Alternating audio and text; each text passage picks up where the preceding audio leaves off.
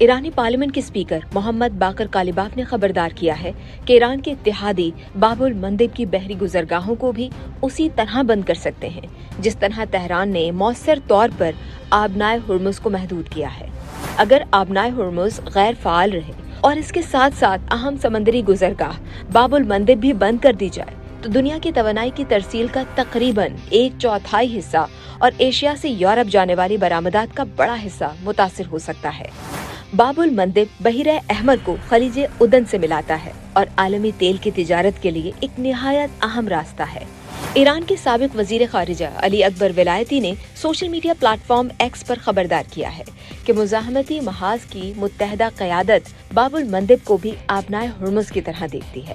انہوں نے کہا کہ اگر وائٹ ہاؤس نے اپنی احمقانہ غلطیاں دہرائیں تو اسے جلد ہی احساس ہو جائے گا کہ عالمی توانائی اور تجارت کی روانی کو ایک ہی اقدام سے متاثر کیا جا سکتا ہے۔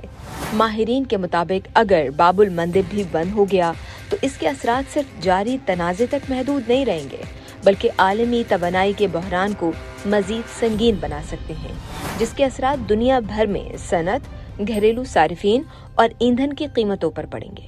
باب المندب کہاں واقع ہے؟ یہ آبنائے یمن کے شمال مشرق اور افریقی ممالک جبوتی اور ایریٹریا کے جنوب مغرب کے درمیان واقع ہے۔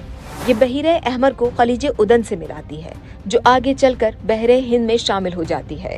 اس کی چوڑائی کم ترین مقام پر صرف 29 کلومیٹر ہے، جس کے باعث بحری آمد و رفت محدود راستوں تک رہتی ہے۔ اس علاقے پر ایران کی حمایت یافتہ حوثی گروہ کا مؤثر کنٹرول سمجھا جاتا ہے۔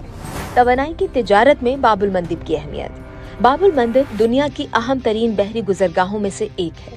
اس کے ذریعے سعودی عرب اپنا تیل ایشیائی منڈیوں تک پہنچاتا ہے، جبکہ دیگر خلیجی ممالک بھی اسی راستے سے سوئز کینال یا مصر کے سمندری پائپ لائن سسٹم کے ذریعے یورپ کو تیل اور گیس برآمد کرتے ہیں۔ سال 2024 میں تقریباً 4.1 ارب بیرل تیل اور پیٹرولیم مصنوعات اس راستے سے گزری، جو عالمی مجموعے کا تقریباً 5% بنتا ہے۔ اگر باب المندب اور آبنائے ہرمز دونوں بند ہو جائیں تو دنیا کی تقریباً 25% تیل و گیس کی سپلائی متاثر ہو سکتی ہے۔ یہ صرف تیل تک محدود نہیں، دنیا کی تقریباً 10% تجارت بھی اسی راستے سے گزرتی ہے، جس میں چین، بھارت اور دیگر ایشیائی ممالک سے یورپ جانے والا سامان شامل ہے۔ باب المندب کی ممکنہ بندش کیسے ہو سکتی ہے؟ یمن میں سرگرم حوثی گروہ ماضی میں یہ صلاحیت دکھا چکا ہے۔ غزہ میں اسرائیلی جنگ کے دوران انہوں نے اسرائیل یا امریکہ سے منسلک جہازوں کو نشانہ بنا کر اس راستے کو مؤثر طور پر محدود کر دیا تھا، جس کے باعث بحری انشورنس کمپنیوں نے کوریج کم کر دی تھی اور ٹریفک میں بھی کمی آئی تھی۔ حالیہ دنوں میں حوثیوں نے اسرائیل پر میزائل اور ڈرون حملے کیے ہیں، جس سے ظاہر ہوتا ہے کہ وہ تنازع میں فعال کردار ادا کر سکتے ہیں۔ سابق امریکی سفارتکار نبیل خوری کے مطابق اگر حوثی مکمل طور پر جنگ میں شامل ہونا چاہیں تو باب المندب کی بندش ان کا سب سے مؤثر ہتھیار ہو سکتا ہے۔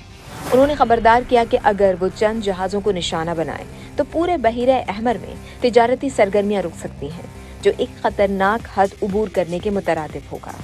اب بات کرتے ہیں عالمی تجارت پر اثرات کے۔ مشرق وسطیٰ کی ماہر اور کیمبرج یونیورسٹی کے گرٹن کالج کی صدر الزبتھ کینڈل کے مطابق اگر یہ راستہ بند ہو گیا تو یہ بدترین منظرنامہ ثابت ہو سکتا ہے۔ انہوں نے کہا کہ اگر آبنائے ہرمز اور باب المندب دونوں متاثر ہوتے ہیں تو یورپ کی جانب جانے والی تجارت شدید متاثر ہی نہیں بلکہ مفلوج ہو سکتی ہے۔ تاہم ان کا یہ بھی کہنا ہے کہ حوثی گروہ ممکنہ طور پر ایسا قدم اٹھانے سے گریز کرے گا کیونکہ اس سے سعودی عرب یا دیگر طاقتوں کی جانب سے شدید رد عمل سامنے آ سکتا ہے۔